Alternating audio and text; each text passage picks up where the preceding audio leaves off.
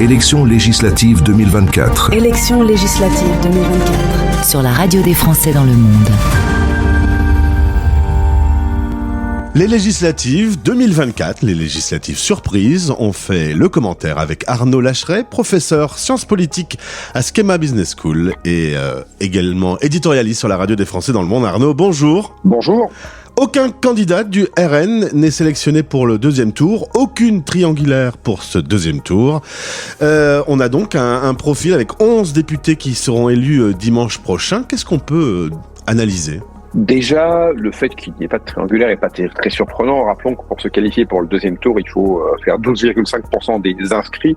Là, avec 30 points de participation, 29 points de participation, c'est quasiment impossible d'avoir un troisième candidat qui puisse se postuler. Donc on se retrouve, oui, avec uniquement des duels, mais ça c'est très classique chez les Français de l'étranger. Il est à noter, et c'est toujours un peu amusant, que dans une des circonscriptions, la 9e exactement, le candidat d'Union de la gauche réalise 51,5%. Et que la pauvre candidate Ensemble fait 15,7%, et il faut quand même devoir faire un deuxième tour parce que les 12,5% des inscrits ne sont pas atteints.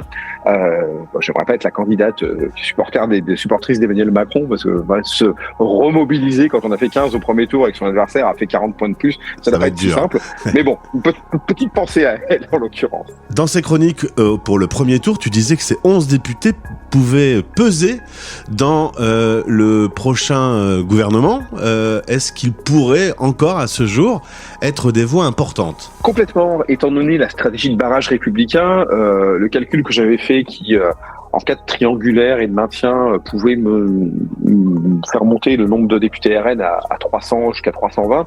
Maintenant, je l'ai réactualisé et on se retrouve avec un nombre de députés RN au maximum à 220 députés RN. Autrement dit, sans majorité absolue. Jordan Bardella a dit qu'il ne refuserait d'être Premier ministre sans majorité absolue, ce qui n'est pas illogique.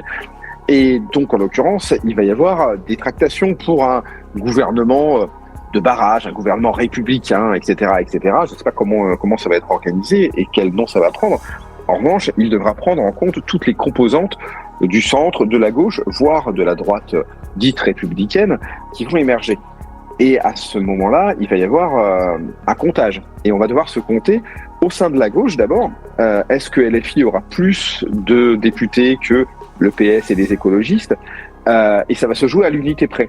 Et là, quand on regarde la structure des seconds tours du côté des Français de l'étranger, on s'aperçoit que il y a peu de LFI et que il y a pas mal d'écolos ou de socialistes, etc. Donc si ces députés étaient élus et battaient des candidats ensemble, ça pourrait tout à fait faire les quelques-uns qui manqueraient à LFI justement pour avoir une majorité relative dans le groupe de gauche et donc de réclamer le poste de Premier ministre qui leur reviendrait logiquement. L'autre chose, c'est que si les Français de l'étranger élisaient une majorité de candidats ensemble, ce qui est tout à fait possible, là, le bloc ensemble centriste pourrait se rapprocher du bloc de l'Union de la gauche. Et pour le coup, les centristes pourraient dire, écoutez, voilà, on a beaucoup de députés, donc on réclame de nouveau d'avoir le Premier ministre, et évidemment, nous prendrons des ministres de gauche. Vraiment, là, pour le coup, comme ça se joue à une dizaine à chaque fois, on peut, si les Français de l'étranger votent massivement dans la même direction, on peut tout à fait avoir un équilibre différent et donc quasiment jouer sur l'identité du prochain Premier ministre. Plus d'infos et de podcasts, rendez-vous maintenant sur françaisdanslemonde.fr.